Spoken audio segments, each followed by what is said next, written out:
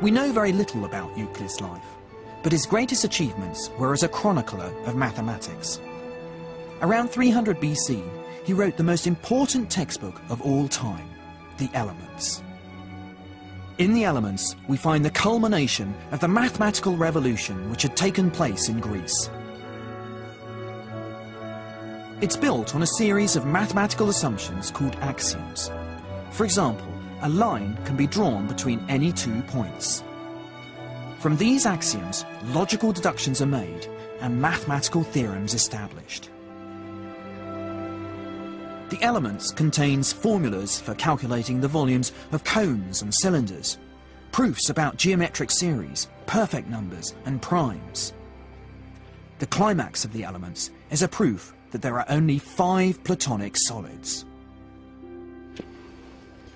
For me, this last theorem captures the power of mathematics. It's one thing to build 5 symmetrical solids, quite another to come up with a watertight, logical argument for why there can't be a 6th. The Elements unfolds like a wonderful, logical mystery novel. But this is a story which transcends time. Scientific theories get knocked down from one generation to the next. But the theorems in the Elements are as true today as they were 2,000 years ago. When you stop and think about it, it's really amazing that it's the same theorems that we teach. We may teach them in a slightly different way, or we may organize them differently, but it's Euclidean geometry that is still valid, and even in higher mathematics. When you go to higher dimensional spaces, you're still using Euclidean geometry. Alexandria must have been an inspiring place for the ancient scholars, and Euclid's fame would have attracted even more eager young intellectuals to the Egyptian port. One mathematician who particularly enjoyed the intellectual environment in Alexandria was Archimedes. He would become a mathematical visionary.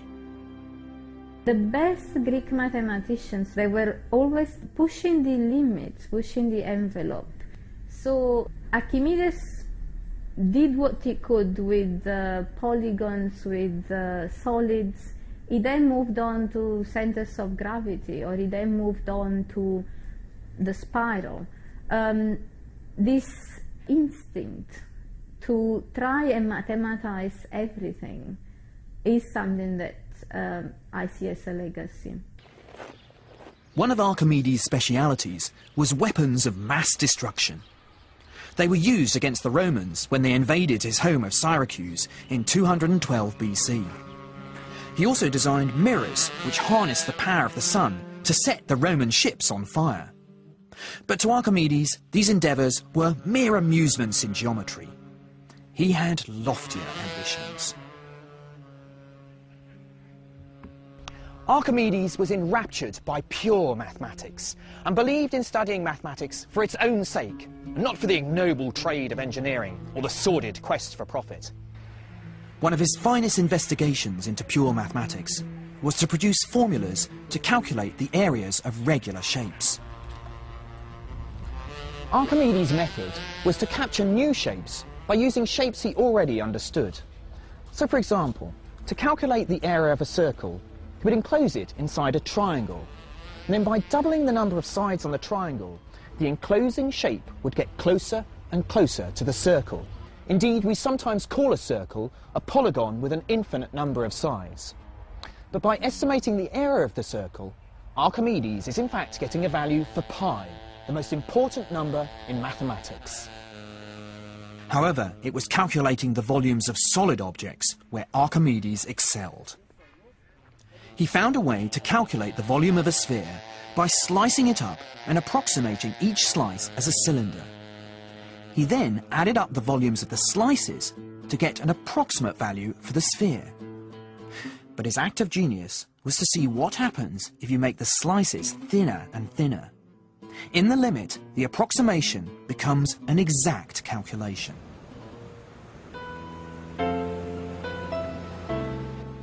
But it was Archimedes' commitment to mathematics that will be his undoing.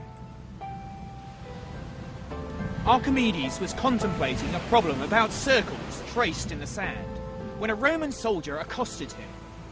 Archimedes was so engrossed in his problem that he insisted he'd be allowed to finish his theorem. But the Roman soldier was not interested in Archimedes' problem and killed him on the spot. Even in death, Archimedes' devotion to mathematics was unwavering.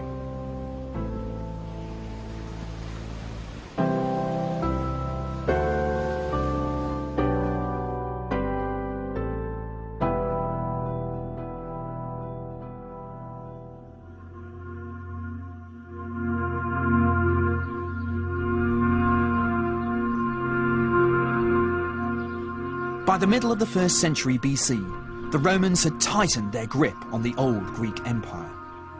They were less smitten with the beauty of mathematics and were more concerned with its practical applications. This pragmatic attitude signalled the beginning of the end for the great library of Alexandria. But one mathematician was determined to keep the legacy of the Greeks alive. Hypatia was exceptional, a female mathematician, and a pagan in the piously Christian Roman Empire. Hypatia was very prestigious and very influential in her time. She was a teacher with a lot of students, a lot of followers.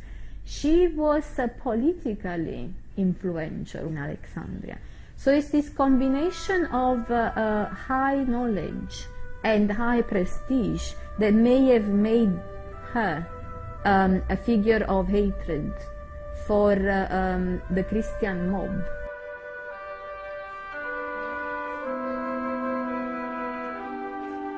One morning during Lent, Hypatia was dragged off her chariot by a zealous Christian mob and taken to a church. There she was tortured and brutally murdered. The dramatic circumstances of her life and death fascinated later generations. Sadly, her cult status eclipsed her mathematical achievements. She was in fact a brilliant teacher and theorist, and her death dealt a final blow to the Greek mathematical heritage of Alexandria.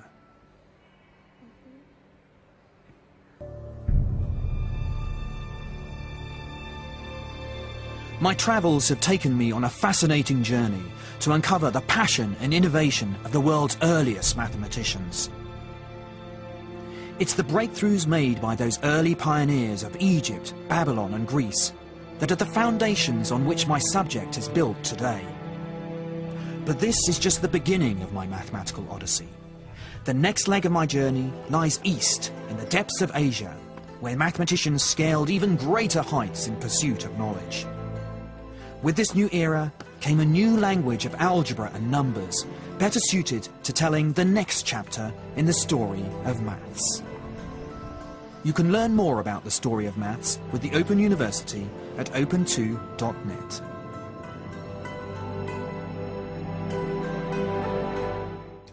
And the story of maths continues at the same time next week. To have your say about tonight's programme or to sign up for our weekly newsletter, visit the BBC4 website. Next tonight, heading over the pond for a masterclass in dirty tricks.